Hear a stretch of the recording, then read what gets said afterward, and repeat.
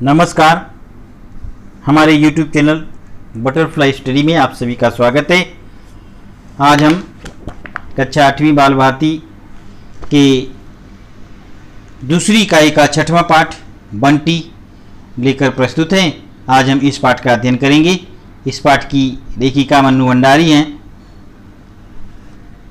लेखक परिचय: जन्म इनका 1931 मंदसौर मध्य प्रदेश। परिचय: मन्नू भंडारी जी का स्थान स्वातंत्र्योत्तर काल की महिला कथाकारों में अग्रणी है। आपने आधुनिक नारी जीवन की समस्याओं का सूक्ष्म तथा मार्मिक वर्णन किया है। व्यंग्य शैली में सहज सरल अभिव्यक्ति आपके लेखन की विशेषता है। प्रमुख कृतियां: मैं हार गई कहानी संग्रह, आपका बंटी, महाभोज उपन्यास, एक प्लेट, सैलाब, त्रिशंकु नाटक आदि। गद्य संबंधी प्रस्तुत गद्यांश आपका बंटी उपन्यास से लिया गया है। इसमें बंटी इस बच्चे की विद्यालय के पहले दिन का उत्साह तथा आनंद व्यक्त किया है। यह पूरा वर्णन प्रत्येक विद्यार्थी के भाव विश्व से मिलता जुलता है। मौलिक सृजन: पुस्तकों में अद्भुत दुनिया देखी जाती है। इस पर अपने विचार लिखो। चलिए पाठ की शुरुआत करते हैं। बंटी का विद्यालय क्या खुला, उसका बचपन लौट आया। लंबी छुट्टियों के बाद पहले दिन विद्यालय जाना कभी अच्छा नहीं लगता, पर आज लग रहा है अच्छा ही नहीं, खूब अच्छा लग रहा है। सवेरे उठा तो केवल हवा में ताजगी नहीं, अब उसका मन न जाने कैसी ताजगी से भरा थिरक रहा था। मम्मी, मेरे मोजे कहाँ हैं? लो, दूध लाकर रख दिया। पहले कपड़े तो पहन लूँ, देर नहीं हो जाएगी। बैग तो ले जाना ही है। किताबें जो मिलेंगी के शोर से तीनों कमरे गूंज रहे हैं। बहुत दिनों से जो बच्चा घर से गायब था, जिसे आज अचानक लौट आया हो। जल्दी जल्दी तैयार होकर उसने बस्ता उठाया। बस्ता भी क्या, एक कॉपी पेंसिल डाल ली। कौन आज पढ़ाई होनी है। बस के लिए सड़क पर पार करके वह कॉलेज के फाटक पर खड़ा हो गया। मम्मी उसे घर के फाटक तक छोड़कर वापस लौट रही है। बरामदे की सीढ़ियां चढ़कर मम्मी अंदर गुम हो गई तो सामने केवल घर रह गया। छोटा सा बंगलानुमा घर जो उसका अपना घर है, उसे बहुत अच्छा लगता है। एकाएक ही ख्याल आया, इसी घर में पता नहीं क्या कुछ घट गया है इन छुट्टियों में। उसने जल्दी से नज़रें हटा ली। तभी दूर से धूल उड़ाती हुई बस आती दिखाई दी। बंटी ने खट से बस्ता उठाया और बस के रुकते ही लपक कर उसमें चढ़ गया। दौड़ता हुआ टीटू चला आ रहा है। लेट लतीफ़, बंटी इधर आजा, यहाँ जगह है। बहुत सारी थी, पर कैलाश ने एक और सरक कर उसके लिए खास जगह बनाई। बंटी यार, इधर इधर आकर बैठ। विभू उसे अपनी ओर खींच रहा है। बंटी अपने को बड़ा महत्वपूर्ण महसूस करने लगा और बैठते ही उसका अपना चेहरा बच्चों के परिचित उत्फुल्ल चेहरों के बीच मिल गया। बस चली तो सबके बीच हंसते बतियाते उसे ऐसा लगा जैसे सारे दिन खूब पढ़ाई करके घर की ओर लौट रहा है। तभी ख्याल आया, धत, वह तो स्कूल जा रहा है। बस जैसे भाजी मार्केट। बातें बातें, कौन कहाँ गया, किसने क्या क्या देखा, छुट्टियों में कैसे कैसे मौज उड़ाई, आनंद विषय थे और सबके पास कहने के लिए कुछ न कुछ था। बंटी क्या कहे, वह खिड़की से बाहर देख रहा है। कुछ नहीं कहना उसे। मेरे मामा आए थे, एक साइकिल दिला गए थे। हम तो दिल्ली में कुतुब मीनार देख कर आए। क्यों रे बंटी, तू कहीं नहीं गया इस बार? पिछली बार तो मसूरी घूम कर आया था। गया था? नहीं, बंटी ने धीरे से कहा, सारी छुट्टियां यहीं रहा। हाँ, मम्मी ने खस के पर्दे लगाकर सारा घर खूब ठंडा कर रखा था, मसूरी से भी ज़्यादा। बस बंटी फिर बाहर देखने लगा। कितनी बातें हैं उसके पास भी कहने के लिए, पर क्या वे सब कही जा सकती हैं? मान लो वह किसी को बता भी दे तो कोई समझ सकता है? एकदम बड़ी बातें।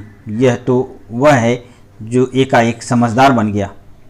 ये विभू, कैलाश, दीपक, टामी, कोई समझ तो ले, पर अपनी इस समझदारी पर उसका अपना ही मन जाने कैसा भारी भारी हो रहा है।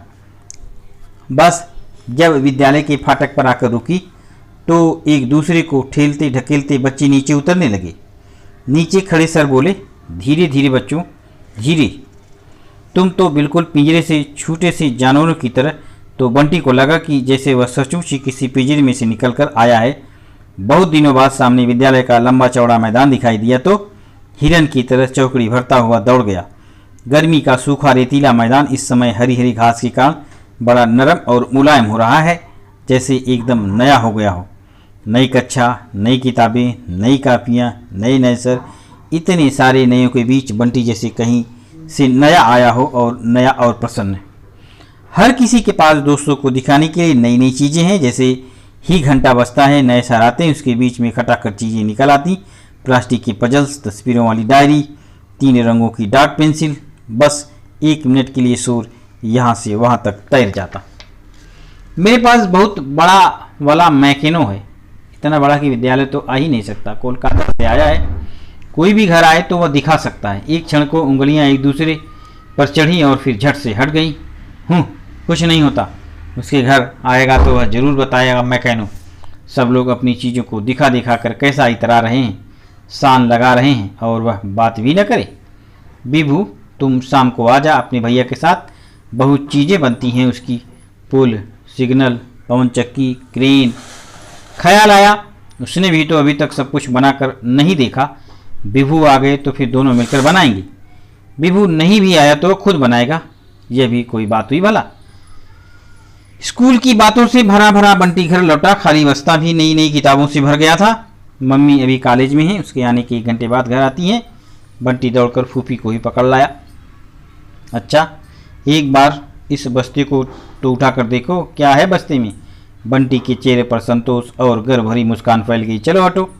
फिर खट से बस्ता उठाकर सैनिक की मुद्रा में 4 कदम चला और फिर बोला, रोज ले जाना पड़ेगा, अभी तो ये बाहर और पढ़ी हैं। 4ठी क्लास की पढ़ाई क्यों यूं ही हो जाती है, बहुत किताबें पढ़नी पड़ती हैं। फिर एक एक किताब निकाल कर देखने लगा। यह इतिहास की है, कब कौन सा राजा हुआ, किसने कितनी लड़ाइयाँ लड़ी, सब पढ़ना पड़ेगा। समझी, यह भूगोल है, यह सामान्य विज्ञान, यह एटलस है, पहचान सकती हैं। लो, अपने देश को भी नहीं पहचानती, देखो ये सारी दुनिया का नक्शा है। कहकर बंटी हंसने लगा। बंटी को यूँ हंसते देख फूफी एकटक उसका चेहरा देखने लगी, कुछ इस भाव से जैसे बहुत दिनों बाद बंटी को देख रही हूँ। फिर गदगद स्वर में बोली, हाँ भैया, मेरी तो रसोई ही मेरा देश है, और देश दूस मैं नहीं जानती। हुए होंगे राजा महाराजा, मेरा तो बंटी भैया ही राजा है। अब इस बूढ़े तोते के दिमाग में कुछ नहीं घुसता भैया, तुम काहे मगज मार रहे हो। चलो हाथ मुंह धोकर खा पी लो, मुंह तो देखो, भूख और गर्मी के मारे चिड़िया जैसा निकल आया है। बंटी खाता जा रहा था और उसकी उपजित भी चालू है। तुम कहती थी न फूफी की रात दिन भगवान कहती हैं करते हैं, पानी भगवान बरसाता है।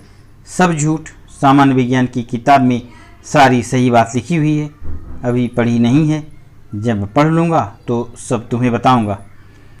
तो हम कौन स्कूल में पढ़े बंटी भैया, बस अब तुमसे पढ़ेंगे, अंग्रेजी में पढ़ाओगे हमें। बंटी फिर खी खी करके हंस पड़ा। फूफी और अंग्रेजी और फिर फूफी जितनी सी भी बातें करती रही, बंटी हंसता रहा खिलखिलाकर। फूफी उसे देखती रही गदगद होकर। जब मम्मी आई तो बंटी ने वही सारी बातें दोहराई, उतने ही उत्साह और जोश के साथ विद्यालय में क्या क्या हुआ, बीबू ने दिल्ली जाकर क्या क्या देखा, मम्मी उसे कब ले जाकर दिखाएगी। फिर उसी झोंक में कह गया, मैंने सबको अपने मैकेनो के बारे में बता दिया, शाम को बीबू आया तो मैं उसे दिखाऊंगा। फिर एक क्षण को मम्मी की ओर देखा, मम्मी वैसे ही मंद मंद मुस्करा रही हैं। कुछ भी नहीं, वह बेकार डरता रहा इतने दिनों, खेलने से क्या होता है भला। मम्मी अब अपना काम सुन लो, आवाज़ में आदेश भरा हुआ है। आज ही सारी किताबों और कापियों पर कवर चढ़ जाना चाहिए ब्राउन वाला, नहीं तो कल सज़ा मिलेगी। हाँ, तुम सब काम छोड़कर पहले मेरे कवर चढ़ा देना, फिर सफ़ेद लेबल काट कर चिपकाने होंगे, उस पर नाम और कक्षा लिखना होगा, खूब सुंदर वाली राइटिंग में जमा जमा कर लिखना, समझी।